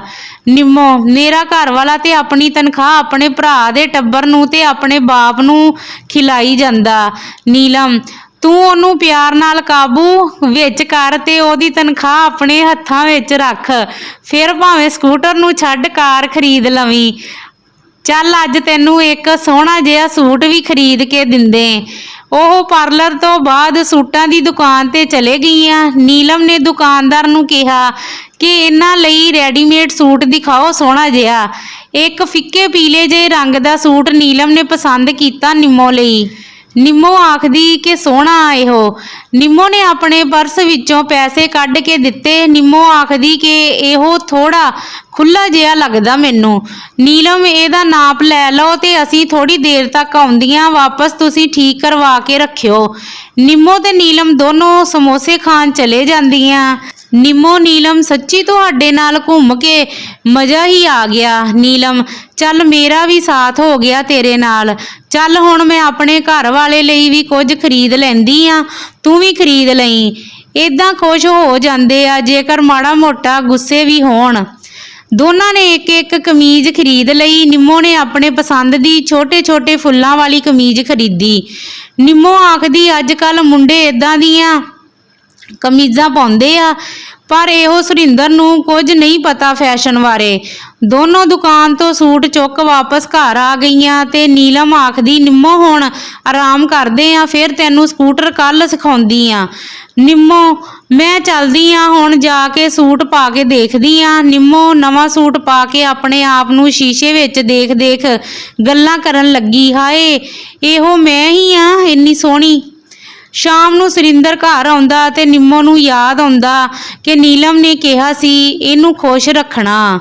ਨਿੰਮੋ ਪਾਣੀ ਦਾ ਗਲਾਸ ਸੁਰਿੰਦਰ ਨੂੰ ਫੜਾਉਣ ਲਈ। ਸੁਰਿੰਦਰ ਹੈਰਾਨ ਰਹਿ ਗਿਆ, ਇੱਕ ਅੱਜ ਨਿੰਮੋ ਨੇ ਮੈਨੂੰ ਪਾਣੀ ਪੁੱਛਿਆ। ਸੁਰਿੰਦਰ ਕੀ ਮੈਂ ਸੁਪਨਾ ਦੇਖ ਰਿਹਾ? ਨਿੰਮੋ ਕੀ ਮੈਂ ਇੰਨੀ ਸੋਹਣੀ ਲੱਗਦੀ? ਸੁਰਿੰਦਰ ਨਹੀਂ, ਮੈਂ ਪਾਣੀ ਦੇ ਗਲਾਸ ਦੀ ਗੱਲ ਕਰ ਰਿਹਾ ਸੀ ਕਿ ਅੱਜ ਮੈਨੂੰ ਪਾਣੀ ਦਾ ਗਲਾਸ ਪੁੱਛਿਆ। ਹਾਂ ਸੋਹਣੀ ਤੇ ਤੂੰ ਨਿੰਮੋ ਬਹੁਤ ਆ, ਜੇਕਰ ਆਪਣੀਆਂ ਆਦਤਾਂ ਸੁਧਾਰ ਲਵੇਂ ਤੇ ਹੋਰ ਵੀ ਸੋਹਣੀ ਲੱਗੇ। ਨਿੰਮੋ ਸੁਰਿੰਦਰ ਦੇ ਗਲੇ ਨੂੰ ਬਾਹਾਂ ਪਾ ਕੇ ਆਖਦੀ ਕਿ ਮੈਂ ਤੁਹਾਡੇ ਲਈ ਇੱਕ ਕਮੀਜ਼ ਲਿਆਈ ਆ ਖਰੀਦ ਕੇ, ਚਲੋ ਪਾ ਕੇ ਦਿਖਾਓ। ਸੁਰਿੰਦਰ ਹੈਰਾਨ ਸੀ ਕਿ ਇਹੋ ਸਭ ਕੀ ਹੋ ਰਿਹਾ ਹੈ। ਉਹ ਸੋਚਣ ਲੱਗਦਾ ਜੈਲੇ ਵੀਰ ਨੇ ਇਹਨੂੰ ਕੱਲ ਸਮਝਾਇਆ ਹੋਣਾ, ਉਹਦੇ ਕੋਲੋਂ ਡਰਦੀ ਆ। ਨਿੰਮੋ ਨੇ ਸੁਰਿੰਦਰ ਨੂੰ ਕਮੀਜ਼ ਦਿੱਤੀ ਤੇ ਪਾ ਕੇ ਦਿਖਾਓ। ਸੁਰਿੰਦਰ ਨਿੰਮੋ ਇਦਾਂ ਦੇ ਫੁੱਲਾਂ ਵਾਲੀ ਕਮੀਜ਼ ਮੈਂ ਕਦੇ ਨਹੀਂ ਪਾਈ। ਨਿੰਮੋ ਅੱਜ ਕੱਲ ਇਹੋ ਫੈਸ਼ਨ ਚੱਲਦਾ, ਜ਼ਮਾਨੇ ਦੇ ਨਾਲ ਚੱਲਣਾ ਚਾਹੀਦਾ। ਤੁਸੀਂ ਤੇ ਉਹੀ 100 ਸਾਲ ਪੁਰਾਣੇ ਜ਼ਮਾਨੇ ਦੇ ਕੱਪੜੇ ਪਾਈ ਫਿਰਦੇ ਆ। ਸੁਰਿੰਦਰ ਨੇ ਕਮੀਜ਼ ਪਾਈ ਤੇ ਨਿੰਮੋ ਆਖਦੀ ਹੁਣ ਬਣੀ ਆ ਗੱਲ। ਉਸ ਦਿਨ ਰੋਟੀ ਬਣਾਈ ਤੇ ਸੁਰਿੰਦਰ ਨੇ, ਪਰ ਨਿੰਮੋ ਨੇ ਉਹਨੂੰ ਕਿਹਾ ਚਲੋ ਮੈਂ ਥਾਲੀ ਵਿੱਚ ਪਾ ਕੇ ਫੜਾ ਦਿੰਦੀ ਆ ਤੁਹਾਨੂੰ। ਸੁਰਿੰਦਰ ਕੁਰਸੀ ਤੇ ਬੈਠ ਗਿਆ। ਨਿੰਮੋ ਨੇ 2 ਥਾਲੀਆਂ ਵਿੱਚ ਰੋਟੀ ਸਬਜ਼ੀ ਰੱਖੀ ਤੇ ਲੈ ਆਈ। ਸੁਰਿੰਦਰ ਹੈਰਾਨ ਸੀ ਇਹੋ ਸਭ ਦੇਖ ਕੇ। ਉਹ ਤੇ ਹੋਰ ਵੀ ਹੈਰਾਨ ਹੋਇਆ ਜਦੋਂ ਉਹ ਦੂਸਰੇ ਮੰਜੇ ਤੇ ਸੌਣ ਚੱਲਾ ਤੇ ਨਿੰਮੋ ਨੇ ਉਹਨੂੰ ਜਾਣ ਤੋਂ ਰੋਕ ਲਿਆ। ਨਿੰਮੋ ਨੇ ਅਗਲੇ ਦਿਨ ਸੁਰਿੰਦਰ ਨੂੰ ਨਵੀਂ ਕਮੀਜ਼ ਪਵਾ ਕੇ ਕੰਮ ਤੇ ਭੇਜ ਦਿੱਤਾ। ਜੱਗੀ ਹੱਸ ਰਿਹਾ ਸੀ ਕਿ ਇਹੋ ਭਾਬੀ ਦੀ ਪਸੰਦ ਦੇ ਕੱਪੜੇ ਪਾ ਕੇ ਆਇਆ ਅੱਜ। ਨਿੰਮੋ ਨੇ ਸੁਰਿੰਦਰ ਕੋਲੋਂ ਪੈਸੇ ਲੈ ਲਏ ਸੀ ਤੇ ਦੂਸਰੇ ਦਿਨ ਵੀ ਨੀਲਮ ਨਾਲ ਘੁੰਮਣ ਚਲੇ ਗਈ ਤੇ ਉਹਦੇ ਕੋਲੋਂ ਸਕੂਟਰ ਚਲਾਉਣਾ ਸਿੱਖਣ ਲੱਗੀ। ਸੁਰਿੰਦਰ ਉਹਨੂੰ ਨੀਲਮ ਨਾਲ ਘੁੰਮਣ ਜਾਣ ਤੋਂ ਰੋਕਦਾ ਸੀ, ਪਰ ਨਿੰਮੋ ਗੁੱਸੇ ਹੋ ਜਾਂਦੀ। ਨਿੰਮੋ ਆਖਦੀ ਕਿ ਮੈਨੂੰ ਨਵਾਂ ਸਕੂਟਰ ਲੈ ਦਿਓ, ਫਿਰ ਮੈਂ ਉਹਦੇ ਨਾਲ ਨਹੀਂ ਜਾਂਦੀ। ਸੁਰਿੰਦਰ ਸਕੂਟਰ ਤੇ ਮੇਰੇ ਕੋਲ ਹੈਗਾ, ਤੂੰ ਉਹੀ ਚਲਾ ਲਿਆ ਕਰ। ਨਿੰਮੋ ਮੈਂ ਨਹੀਂ ਚਲਾਉਂਦੀ ਇੰਨਾ ਪੁਰਾਣਾ ਜਿਹਾ ਸਕੂਟਰ, ਮੈਨੂੰ ਤੇ ਨਵਾਂ ਵੈਸਪਾ ਸਕੂਟਰ ਚਾਹੀਦਾ। ਸੁਰਿੰਦਰ ਪਰ ਨਿੰਮੋ ਸਾਨੂੰ ਪੈਸਾ ਵਿਅਰਥ ਨਹੀਂ ਗਵਾਉਣਾ ਚਾਹੀਦਾ, ਸਕੂਟਰ ਦੀ ਕੋਈ ਲੋੜ ਤੇ ਨਹੀਂ ਹੈ ਸਾਨੂੰ। ਨਿੰਮੋ ਜਦੋਂ ਆਪਣੇ ਬਾਪ ਤੇ ਭਰਾ ਨੂੰ ਦਿੰਦਾ ਉਦੋਂ ਨਹੀਂ ਵਿਅਰਥ ਜਾਂਦਾ ਤੇਰਾ ਪੈਸਾ, ਨਿੰਮੋ ਵਾਰੀ ਹੀ ਵਿਅਰਥ ਗਵਾ ਹੁੰਦਾ। ਸੁਰਿੰਦਰ ਅੱਜ ਇਹੋ ਪੈਸਾ ਵੀ ਮੇਰੇ ਬਾਪ ਕਰਕੇ ਹੀ ਮਿਲਦਾ ਮੈਨੂੰ, ਉਹਨੇ ਹੀ ਮੈਨੂੰ ਇੰਨੇ ਜੋਗਾ ਕੀਤਾ ਕਿ ਪੈਸਾ ਕਮਾ ਸਕਾਂ। ਨਿੰਮੋ ਗੁੱਸੇ ਹੋ ਕੇ ਅੰਦਰ ਚਲੀ ਗਈ। ਸੁਰਿੰਦਰ ਜਦੋਂ ਕੰਮ ਤੇ ਗਿਆ ਹੁੰਦਾ ਨਿੰਮੋ ਘਰ ਨਾ ਟਿਕਦੀ, ਹਮੇਸ਼ਾ ਨੀਲਮ ਵੱਲ ਹੀ ਤੁਰੀ ਰਹਿੰਦੀ। ਨੀਲਮ ਨੇ ਇੱਕ ਦਿਨ ਨਿੰਮੋ ਨੂੰ ਕਿਹਾ ਨਿੰਮੋ ਅੱਜ ਟੌਰ ਕੱਢ ਕੇ ਆਵੀਂ, ਨਹੀਂ ਕਿਤੇ ਜਾਣਾ। ਨਿੰਮੋ ਨੇ ਨਵਾਂ ਸੂਟ ਪਾਇਆ ਤੇ ਤਿਆਰ ਹੋ ਕੇ ਨੀਲਮ ਨਾਲ ਚਲੇ ਗਈ। ਨੀਲਮ ਨਿੰਮੋ ਨੂੰ ਇੱਕ ਰੈਸਟੋਰੈਂਟ ਲੈ ਕੇ ਗਈ। ਉੱਥੇ ਕਈ ਲੋਕੀ ਜੋੜਿਆਂ ਦੇ ਰੂਪ ਵਿੱਚ ਬੈਠੇ ਹੋਏ ਸਨ। ਨੀਲਮ ਨਿੰਮੋ ਨਾਲ ਉੱਥੇ ਥੋੜੀ ਦੇਰ ਬੈਠੀ ਤੇ ਦੋ ਮੁੰਡੇ ਆ ਗਏ। ਨੀਲਮ ਆਖਦੀ, ਨਿੰਮੋ ਇਹੋ ਮੇਰੇ ਦੋਸਤ ਮੁਕੇਸ਼ ਤੇ ਬੱਬੂ ਹਨ। ਨੀਲਮ ਮੁਕੇਸ਼ ਨਾਲ ਕਿਤੇ ਚਲੇ ਗਈ ਤੇ ਬੱਬੂ ਨੂੰ ਨਿੰਮੋ ਨਾਲ ਬੈਠਣ ਨੂੰ ਆਖ ਗਈ। ਨਿੰਮੋ ਦੇ ਪੁੱਛਣ ਤੇ ਇਹਨਾਂ ਆਖ ਗਈ ਕਿ ਮੈਂ ਮੁਕੇਸ਼ ਨਾਲ ਘੁੰਮਣ ਚੱਲੀ ਆ, ਜਲਦੀ ਆ ਜਾਵਾਂਗੀ। ਬੱਬੂ ਦੇਖਣ ਨੂੰ ਬਹੁਤ ਸੋਹਣਾ ਸੁਨੱਖਾ ਸੀ। ਨਿੰਮੋ ਨੂੰ ਆਖਦਾ, ਕੀ ਖਾਓਗੇ ਤੁਸੀਂ? ਨਿੰਮੋ, ਮੈਂ ਤੇ ਚਾਹ ਹੀ ਪੀ ਲਵਾਂਗੀ। ਬੱਬੂ, ਚਲੋ ਕੌਫੀ ਪੀ ਲੈਂਦੇ ਆ। ਬੱਬੂ ਨੇ 2 ਕੌਫੀ ਦਾ ਆਰਡਰ ਕਰ ਦਿੱਤਾ। ਬੱਬੂ ਨਿੰਮੋ ਨਾਲ ਗੱਲਾਂ ਕਰਨ ਲੱਗਾ ਤੇ ਗੱਲਾਂ ਵਿੱਚ ਉਹਨੇ ਨਿੰਮੋ ਦਾ ਹੱਥ ਆਪਣੇ ਹੱਥਾਂ ਵਿੱਚ ਲੈ ਲਿਆ।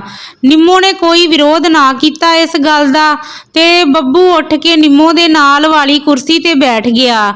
ਉਸ ਦਿਨ ਸੁਰਿੰਦਰ ਦੇ ਦੋਸਤ ਜੱਗੀ ਤੇ ਬਲਵੀਰ ਦੀ ਕੋਈ ਸ਼ਰਤ ਲੱਗੀ ਸੀ ਆਪਸ ਵਿੱਚ। ਜੱਗੀ ਨੇ ਸ਼ਰਤ ਜਿੱਤ ਲਈ ਤੇ ਬਲਵੀਰ ਨੇ ਜੱਗੀ ਨੂੰ ਪਾਰਟੀ ਕਰਨੀ ਸੀ। ਜੱਗੀ ਸੁਰਿੰਦਰ ਨੂੰ ਆਖ ਰਿਹਾ ਸੀ ਕਿ ਅੱਜ ਦੁਪਹਿਰ ਨੂੰ ਚੱਲਦੇ ਆ, ਕੁਝ ਖਾ ਪੀ ਕੇ ਆਉਂਦੇ ਆ, ਬਿੱਲ ਤੇ ਬਲਵੀਰ ਨੇ ਹੀ ਦੇਣਾ। ਸੁਰਿੰਦਰ ਨੇ ਮਨਾ ਕਰ ਦਿੱਤਾ ਕਿ ਤੁਸੀਂ ਦੋਨੋਂ ਹੀ ਜਾਓ। ਜੱਗੀ ਤੇ ਬਲਵੀਰ ਚਲੇ ਗਏ ਤੇ ਰੈਸਟੋਰੈਂਟ ਜਾ ਕੇ ਉਹ ਬੈਠ ਕੇ ਆਰਡਰ ਕਰਨ ਲੱਗੇ ਤੇ ਜੱਗੀ ਦੀ ਨਿਗਾਹ ਨਿੰਮੋ ਤੇ ਪਈ। ਜੱਗੀ, ਓਏ ਬਲਵੀਰ, ਆ ਨਿੰਮੋ ਭਾਬੀ ਕਿਹਦੇ ਨਾਲ ਬੈਠੀ ਆ?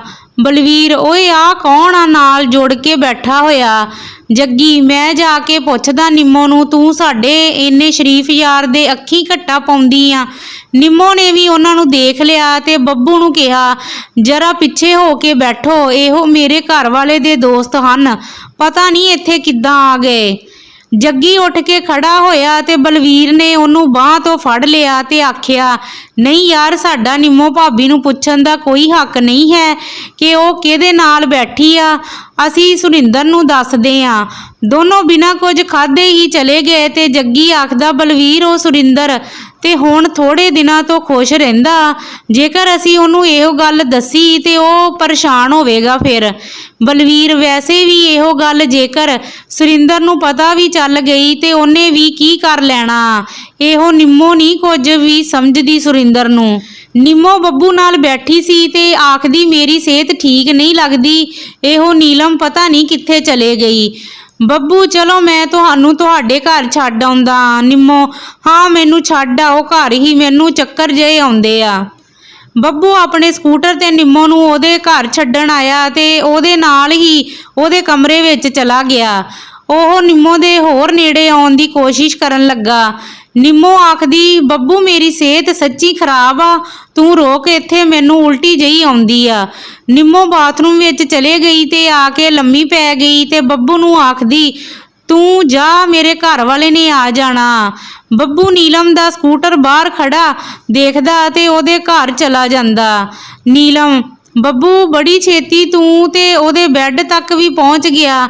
ਬੱਬੂ, ਕਿੱਥੇ, ਪਹਿਲਾਂ ਤੇ ਉੱਥੇ ਉਹਦੇ ਘਰ ਵਾਲੇ ਦੇ ਦੋਸਤ ਆ ਗਏ, ਫਿਰ ਨਿੰਮੋ ਨੂੰ ਚੱਕਰ ਆਉਣ ਲੱਗ ਪਏ, ਮੈਂ ਉਹਨੂੰ ਉਹਦੇ ਘਰ ਛੱਡਣ ਆਇਆ, ਉਹ ਤੇ ਬਿਮਾਰ ਜਿਹੀ ਲੰਮੀ ਪਈ ਆ, ਮੇਰਾ ਤੇ ਦਿਨ ਖਰਾਬ ਹੀ ਨਿਕਲਿਆ, ਅੱਜ ਕੋਈ ਗੱਲ ਨਹੀਂ ਬਣੀ। ਨੀਲਮ ਬੱਬੂ ਨੂੰ ਆਪਣੇ ਕਮਰੇ ਵਿੱਚ ਲੈ ਗਈ। ਸੁਰਿੰਦਰ ਘਰ ਆਇਆ ਤੇ ਦੇਖਿਆ ਨਿੰਮੋ ਠੀਕ ਨਹੀਂ, ਉਹਨੂੰ ਡਾਕਟਰ ਦੇ ਲੈ ਕੇ ਗਿਆ। ਡਾਕਟਰ ਨੇ ਟੈਸਟ ਕੀਤਾ ਤੇ ਸੁਰਿੰਦਰ ਨੂੰ ਕਿਹਾ, ਕੁਝ ਨਹੀਂ ਹੋਇਆ ਇਹਨਾਂ ਨੂੰ, ਤੁਸੀਂ ਬਾਪ ਬਣਨ ਵਾਲੇ ਹੋ। ਇਹੋ ਗੱਲ ਸੁਣ ਸੁਰਿੰਦਰ ਦੀ ਖੁਸ਼ੀ ਦਾ ਕੋਈ ਟਿਕਾਣਾ ਨਾ ਰਿਹਾ, ਪਰ ਨਿੰਮੋ ਨੂੰ ਕੋਈ ਖੁਸ਼ੀ ਨਹੀਂ ਸੀ। ਇਸ ਕਹਾਣੀ ਦਾ ਅਗਲਾ ਭਾਗ ਤੁਹਾਡੇ ਲਈ ਕੱਲ ਨੂੰ ਪੇਸ਼ ਕੀਤਾ ਜਾਵੇਗਾ। ਕਿਰਪਾ ਕਰਕੇ ਸਾਡੇ ਚੈਨਲ ਨੂੰ ਸਬਸਕ੍ਰਾਈਬ ਜ਼ਰੂਰ ਕਰ ਲਵੋ ਅਤੇ ਵੀਡੀਓ ਨੂੰ ਲਾਈਕ ਅਤੇ ਸ਼ੇਅਰ ਕਰ ਦੇਵੋ ਅਤੇ ਇੱਕ ਵਧੀਆ ਜਿਹਾ ਕਮੈਂਟ ਕਰਕੇ ਜ਼ਰੂਰ ਦੱਸੋ ਇਹ ਕਹਾਣੀ ਤੁਹਾਨੂੰ ਕਿਸ ਤਰ੍ਹਾਂ ਦੀ ਲੱਗੀ। ਤੁਹਾਡਾ ਬਹੁਤ ਬਹੁਤ ਧੰਨਵਾਦ।